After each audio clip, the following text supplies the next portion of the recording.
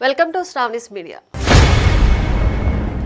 ఒకవైపు రాజమహేంద్రవరంలో ethylene glycol కలిసిన పాలు తాగి ఇప్పటికే 6 ప్రాణాలు కోల్పోయారు. మరోవైపు శ్రీకాకుళంలో రోడ్డు మరమ్మతు పనుల వల్ల వ్యాపించిన డయేరియా వైరస్ ప్రజల ప్రాణాలను బెంబేలెత్తిస్తోంది. రాష్ట్రంలో ఏకకాలంలో 2 ప్రధాన ఆరోగ్య సంక్షోభాలు తలెత్తడంతో ప్రభుత్వం అప్రమత్తమైంది. ముఖ్యమంత్రి చంద్రబాబు నాయుడు 2 ఘటనలపైన స్వయంగా సమీక్షించి బాధితులకు అత్యుత్తమ వైద్య సహాయం అందించాలని ఆదేశాలు జారీ చేశారు.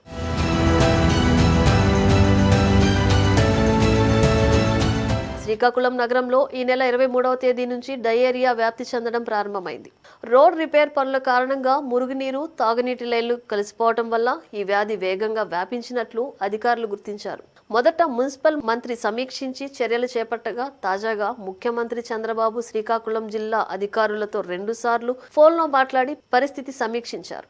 ఈ ఘటనలో ఇప్పటి వరకు 65 మంది వివిధ ఆసుపత్రుల్లో చికిత్స పొందారు. వీరిలో 8 మంది డిశ్చార్జ్ అయ్యారు. ప్రస్తుతం 55 మంది ఆసుపత్రుల్లో ఉన్నారు. శ్రీకాకుళం కిమ్స్ ఆసుపత్రిలో 30 మంది, జీజీహెచ్లో 11 మంది, ఇతర ప్రైవేట్ ఆసుపత్రుల్లో మరో 30 మంది చికిత్స పొందుతున్నారు. వీరిలో సుమారు 4 పరిస్థితి విషమంగా ఉన్నట్లు వైద్యులు తెలిపారు. వారికి వెంటిలేటర్పై చికిత్స అందిస్తున్నారు. మిగిలిన 60 మంది ఆరోగ్యం నిలకడగా ఉంది. శ్రీకాకుళం నగరంలో క్షేత్రస్థాయి సర్వేలో డయేరియా లక్షణాలు ఉన్న మరో 79 మందిని గుర్తించారు. వారి పరిస్థితి సాధారణంగా ఉండటంతో ఆసుపత్రిలో చేర్చాల్సిన అవసరం లేదని డాక్టర్లు తెలిపారు. వీరికి ఇంటి వద్దే మందులు, ఓఆర్ఎస్ ప్యాకెట్లు అందజేస్తూ నిరంతరం పర్యవేక్షిస్తున్నారు.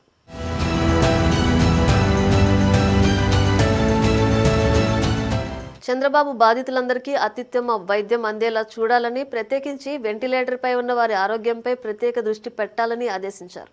వ్యాధి మరింత వ్యాప్తి చెందకుండా అన్ని ముందస్తు జాగ్రత్తలు తీసుకోవాలని స్పష్టం చేశారు. తాగునీటి కాలుష్యం నివారణకు క్లోరినేషన్ ప్రక్రియను వేగవంతం చేయాలని, మురుగునీటి కాలువల నిర్వహణపై ప్రత్యేక దృష్టి సారించాలని సూచించారు.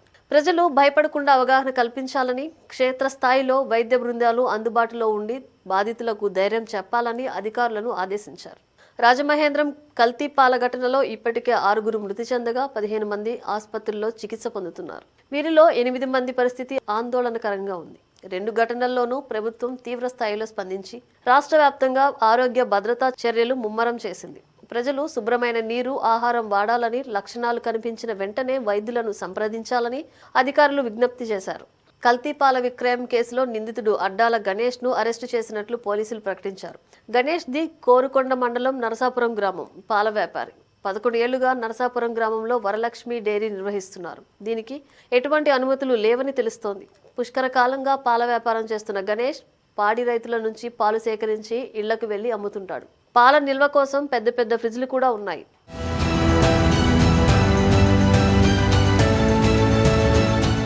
10 రోజుల క్రితం ఫ్రిడ్జ్లో పాలు చూడగా ఒక క్యాన్ అడుగున గడ్డకట్టినట్లు గుర్తించిన గణేష్ అప్పటికే పైన ఉన్న పాలను కొందరికి అమ్మాడు. అవి చేదుగా ఉన్నాయని గణేష్కి వాళ్ళు చెప్పారు. ఈ విషయాన్ని నరేంద్రపురంలోని తన బావ గంగాధర్కు చెప్పగా వాటిని పారబోయమని సలహా ఇచ్చాడు. అయినా నిర్లక్ష్యంతో వాటిని 105 మందికి అమ్మాడు. పాలు కొన్నవారు గొడవకు దిగడంతో మధ్యవర్తుల సమక్షంలో రాజీకి దిగినట్లు సమాచారం. రాజమండ్రిలో ఎప్పుడైతే ఈ పాల కల్తీ బయటపడిందో అప్పటి నుంచి గణేష్ కనిపించకుండా తప్పించుకోవాలని ప్రయత్నించాడు. ఈలోగా రాజమహేంద్రవరం శివారు లాలా చెరువు పరిధిలోని చౌడేశ్వరి నగర్, వెంకటేశ్వర నగర్లో కల్తీ పాలు తాగి పలువురు అస్వస్థతకు గురయ్యారు. దీంతో రంగంలోకి దిగిన పోలీసులు నిందితుడిని పట్టుకున్నారు. దాంతో అసలు విషయం బయటపడింది. పాలల్లో కల్తీ జరిగినట్లు గుర్తించారు. కల్తీ పాలు తాగిన వారి రక్తంలో యూరియా, సీరం, క్రియాటినిన్ స్థాయిలు ఎక్కువగా ఉన్నట్లు డాక్టర్లు నిర్ధారించారు.